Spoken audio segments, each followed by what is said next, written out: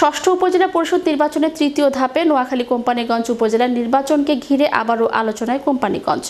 একদিকে চেয়ারম্যান পদে প্রার্থী হয়েছেন উপজেলা আওয়ামী লীগের সাধারণ সম্পাদক মিজানুর রহমান বাদল, অপরদিকে আরেক চেয়ারম্যান প্রার্থী মোহাম্মদ গোলাম শরীফ চৌধুরীকে সমর্থন দিয়ে বিভিন্ন স্থানে প্রচার প্রচারণায় ব্যস্ত আওয়ামী লীগের সভাপতি ও পৌরসভার মেয়র আব্দুল কাদের মির্জা।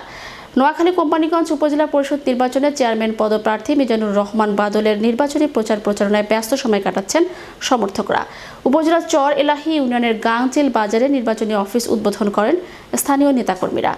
অফিস উদ্বোধন শেষে বাজারে লিফলেট বিতরণ করেন গাংচিল বাজার পরিচালনা কমিটির সাধারণ সম্পাদক রাজীব খান, ওয়ার্ড আওয়ামী লীগের সভাপতি ও মহিলা মেম্বারের প্রতিনিধি সহ স্থানীয় নেতৃবৃন্দরা। কোম্পানীগঞ্জ উপজেলা পরিষদ নির্বাচনে চেয়ারম্যান পদে নোয়াখালী জেলা আওয়ামী লীগের সদস্য মোহাম্মদ গোলাম শরীফ চৌধুরী আনারস প্রতীক, কোম্পানীগঞ্জ উপজেলা আওয়ামী লীগের সাধারণ সম্পাদক ও সাবেক উপজেলা চেয়ারম্যান মিজানুর রহমান বাদল দোয়াত কলম প্রতীক ও আমেরিকা প্রবাসী ওমর আলী মোটরসাইকেল প্রতীক পেয়েছেন। এছাড়া বাংলাদেশ আওয়ামী লীগের সাধারণ সম্পাদক ওবায়দুল কাদেরের ছোট ভাইও এই উপজেলা নির্বাচনে অংশগ্রহণ করছেন। মিজানুর রহমান বাদল ভাইকে জয়যুক্ত করার লক্ষ্যে সবাই মাঠে নেমেছে। কারণ মিজানুর রহমান বাদল ভাই আগেও 5 বছর উপজেলা নির্বাচন করে উনি 5 বছর উপজেলা চেয়ারম্যান ছিলেন।